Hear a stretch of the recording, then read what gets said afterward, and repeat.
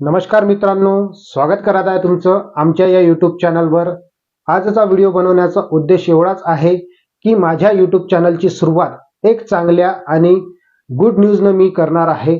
जर तुम्हाला ही न्यूज आवडली तर व्हिडिओला लाईक करून द्या आणि आपल्या ग्रामपंचायतीच्या प्रत्येक ग्रुपमध्ये या व्हिडिओला शेअर करून द्या। पहिली न्यूज अशी आहे की पीएम किसान सन्मान निधीचा 19वा हप्ता जे आहे वितरित झालेला आहे।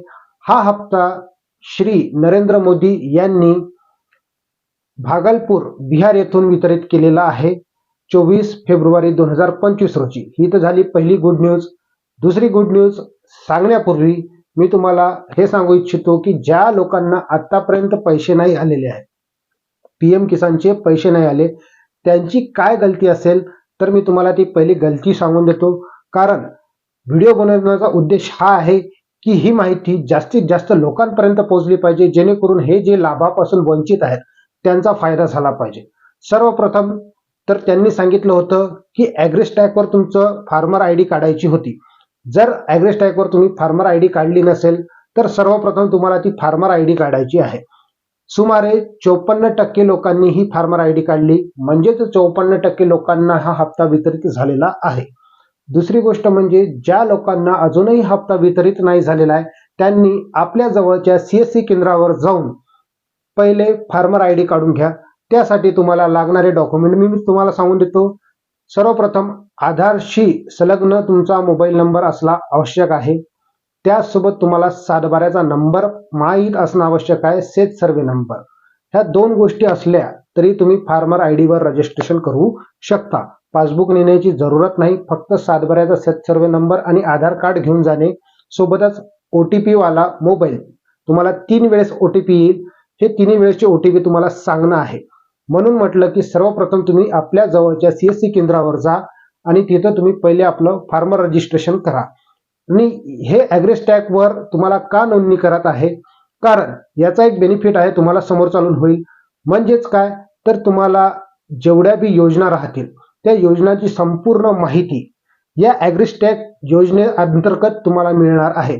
म्हणजेच जसं की पीक कर्ज झालं, त्याचबरोबर तुमच्या मालाला भाव किती येत आहे, सोबतच तुम्ही किती उत्पादन करत आहात किंवा किती उत्पादनात तुमची वाढ झाली किंवा घट झाली, हे ॲग्रीस्टॅकचे फायदे आहेत।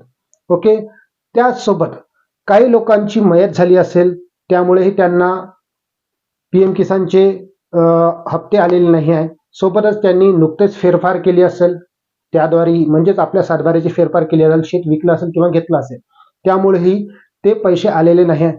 सोबतच ज्या लोकांनी ई-केवायसी अजूनही केली नाही त्यांना अजूनही एकही इन्स्टॉलमेंट, म्हणजे जे इन्स्टॉलमेंट पहिले आले होते आणि ई-केवायसी नंतर तुम्हाला करायला लावली होती त्यानंतरची इन्स्टॉलमेंट तुम्हाला आलेली नाही। सर्वप्रथम तुम्ही तेही काम करून घ्यायचे ज्यांनी ई-केवायसी केली नाही। ई-केवायसी करणं अतिशय महत्त्वाचं आहे। त्यानंतर सर्वात मेन कारण काय आहे बऱ्याचशा लोकांना न येण्याचं, तर तुमचा आधार लिंक नाही आहे बँकेशी। त्याच कारणामुळे तुम्हाला पीएम किसानची इन्स्टॉलमेंट भेटत नाही आहे।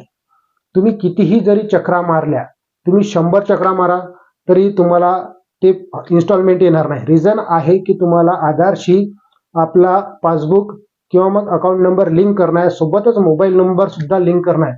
अतिशय महत्त्वाची माहिती देत आहे।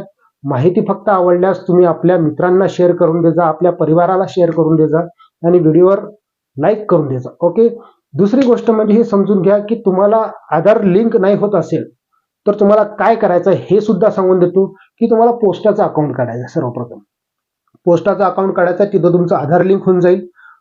त्यांना म्हणायचं आहे की आम्हाला डीबीटी आली पाहिजे, यासाठी आम्ही इथं अकाउंट ओपन करत आहे। त्याच पद्धतीने ते तुमचं अकाउंट ओपन करून देतील।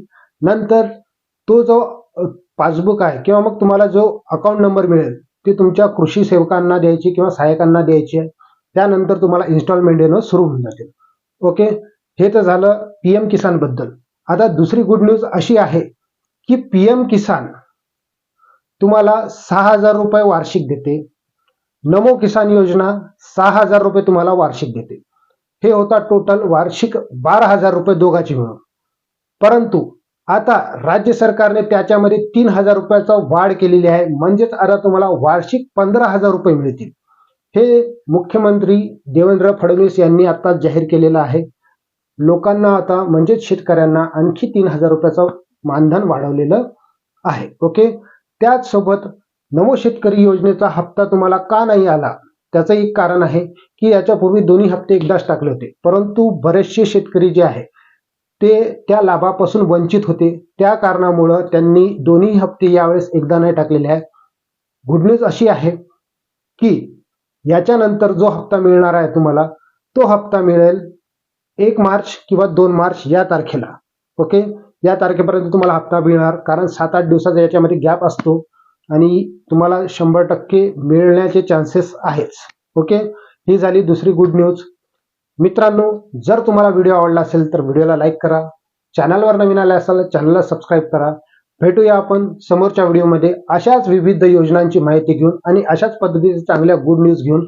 धन्यवाद.